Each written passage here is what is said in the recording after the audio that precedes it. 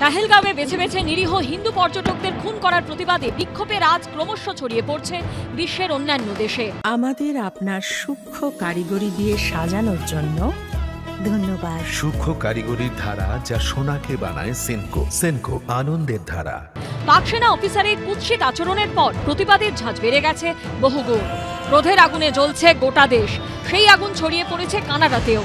পেহেলগাঁওয়ে হিন্দু নিধনের প্রতিবাদে শনিবার টরন্টোয় মোমবাতি মিছিল করে হিন্দু ফোরাম কানাডা ও Coalition of Hindus of North America নামে দুটি সংগঠন। We stand with the victims of the terrorist attack. I think the Canadian government needs to release a stronger statement. Just general all lives matter isn't here. I mean, you really have to show that terrorism doesn't pay. We all should condemn in strictest sense any form of terrorism and terrorist activities. And they don't have any caste, creed or faith. They are inhuman. ক্যালিফোর্নিয়ায় বিক্ষোভ দেখান প্রবাসী ভারতীয়রা, তাতে শামিল হন স্থানীয় বাসিন্দারাও।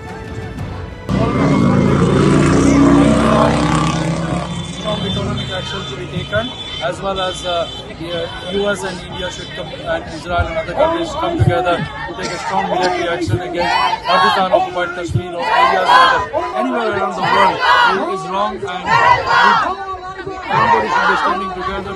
পেহেলগাঁওয়ে হামলার ঘটনায় ইতিমধ্যে কড়া নিন্দা করেছেন আমেরিকার রাষ্ট্রপতি ও উপরাষ্ট্রপতি। এবার নিহতদের প্রতি গভীর সমবেদনা জানালেন আমেরিকার ফেডারেল ব্যুরো অফ ইনভেস্টিগেশন বা FBI এর ডিরেক্টর কাশ প্যাটেল। এক্স হ্যান্ডেলে পোস্ট করে তিনি বলেছেন, গোটা বিশ্ব কিভাবে সন্ত্রাসবাদের কুফলের মুখোমুখি হচ্ছে, পেহেলগাঁওয়ের এই হামলায় তারই প্রতিফলন দেখা গেছে।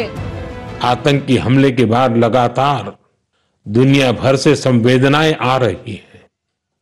मुझे भी ग्लोबल लीडर्स ने फोन किए हैं, पत्र लिखे हैं। पूरा विश्व आतंकवाद के खिलाफ हमारी लड़ाई में 140 करोड़ भारतीयों के साथ खड़ा है। मैं पीड़ित परिवारों को फिर भरोसा देता हूं। হিন্দুদের নাম করে যে দেশের উপর আঘাত আসছে সেটা কিন্তু আন্তর্জাতিক স্তরে আজকে কন্ডেম করা হচ্ছে।